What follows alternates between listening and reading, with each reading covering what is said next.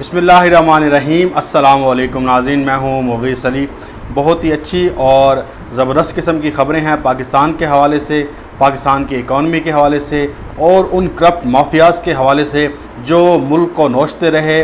तो आज हम पहले बात कर लेते हैं वज़ीर-ए-आज़म इमरान खान साहब के उस बयान की जो उन्होंने ईद के बाद पहली बार शहबाज शरीफ के ख़िलाफ़ बयान दिया है। हम मुसलसल ये बात बावर कराते रहे कि जो एक ये जो इनका माफिया है, जो शहबाज शरीफ की करप्शन है, इसके जो इनके ऊपर करप्शन के चार्जेस हैं वो नाकाबिले तरदीद हैं, उसके ऊपर तो कोई बात हो नहीं सकती।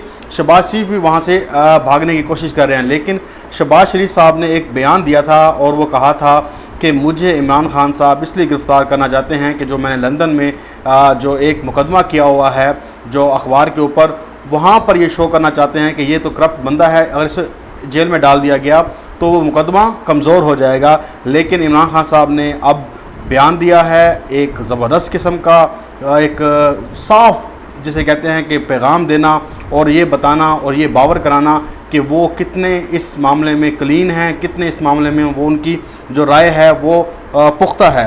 तो आज उन्होंने पार्टी और जो उनके जो हुकूमती तर्जुमान हैं उनके इजलास की सदारत की।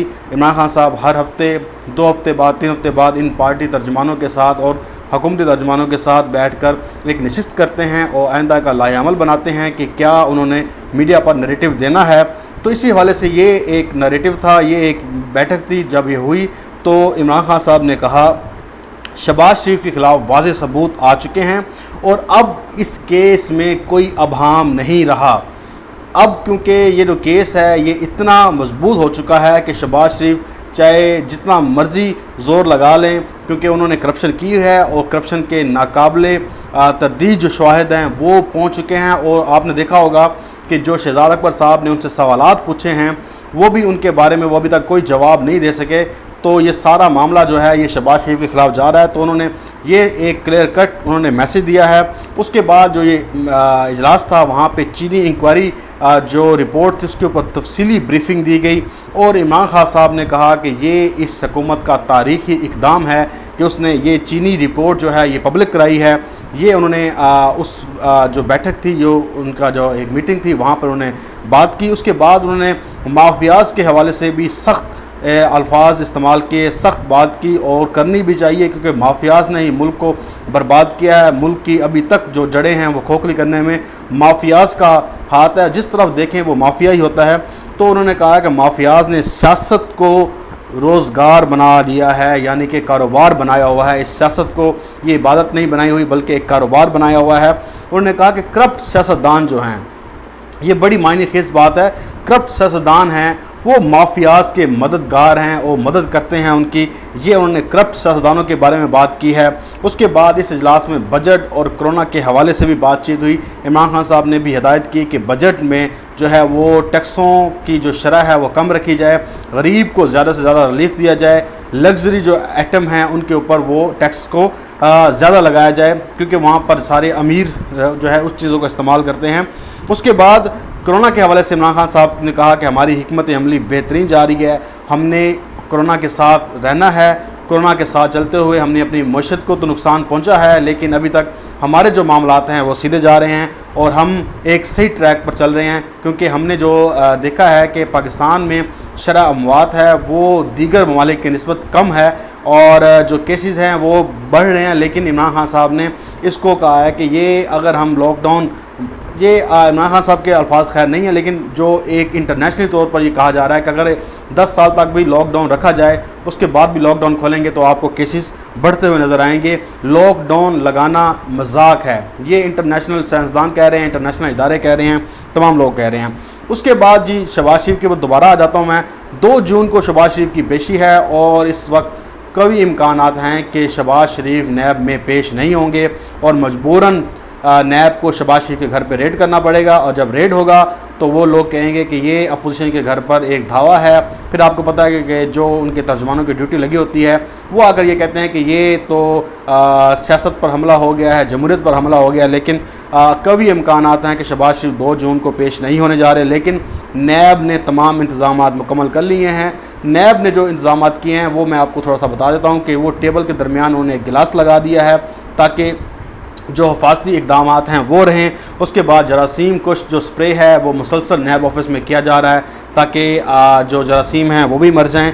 उसके बाद समाजी फासले रखने के हवाले से भी इकदाम किए जा रहे हैं और मास्क हो गया, सैनिटाइज़र हो गया, जो भी सोशल डिस्टेंसिंग के असूल हैं वो तमाम अपनाए जा रहे हैं।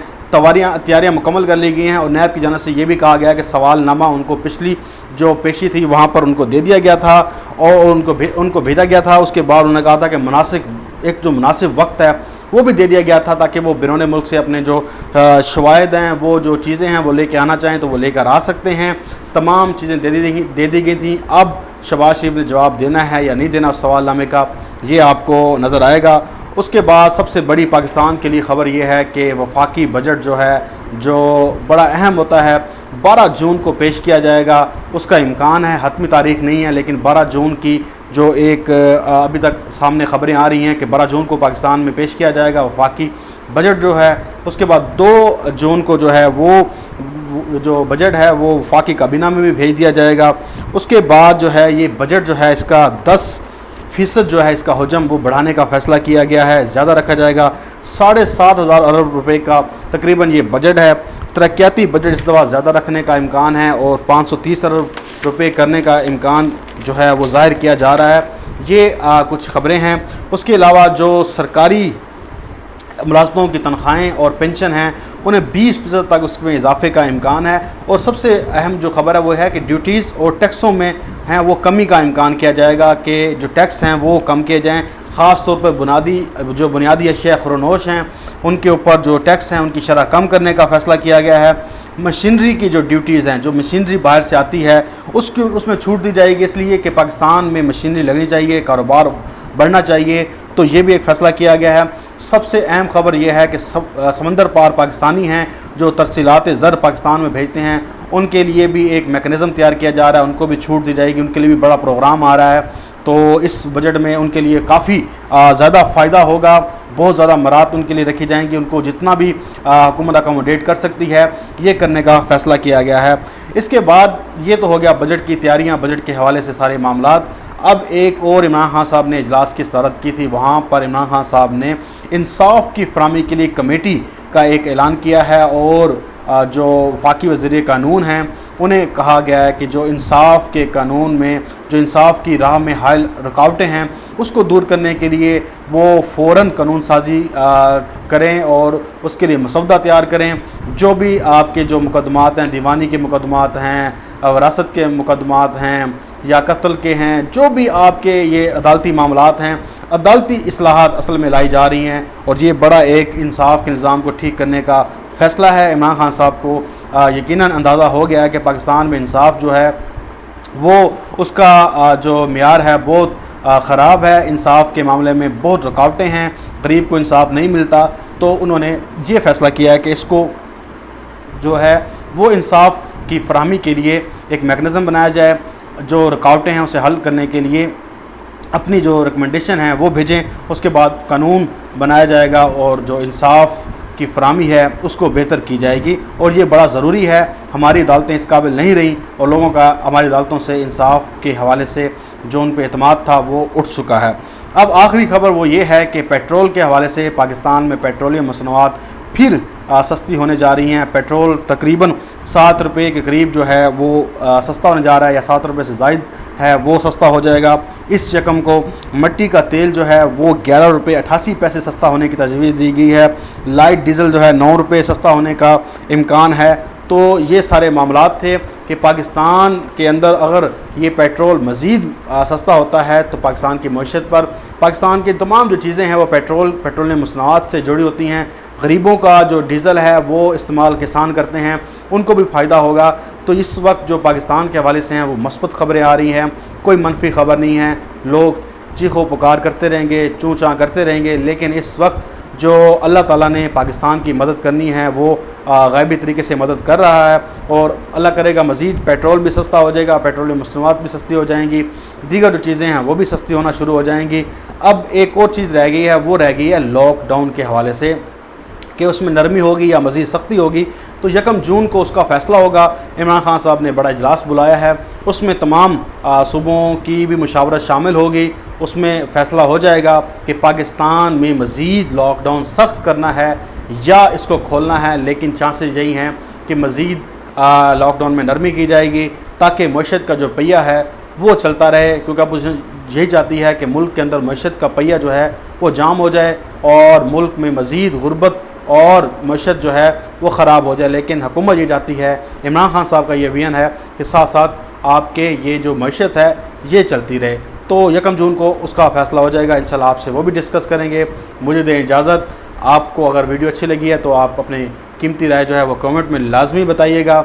इंशाल्लाह आपसे एक नई वीडियो में फिर मुलाकात होगी। अपना बहुत सारा ख्याल रखिएगा। अल्लाह हाफ़िज़। पाकिस्तान जिंदाबाद।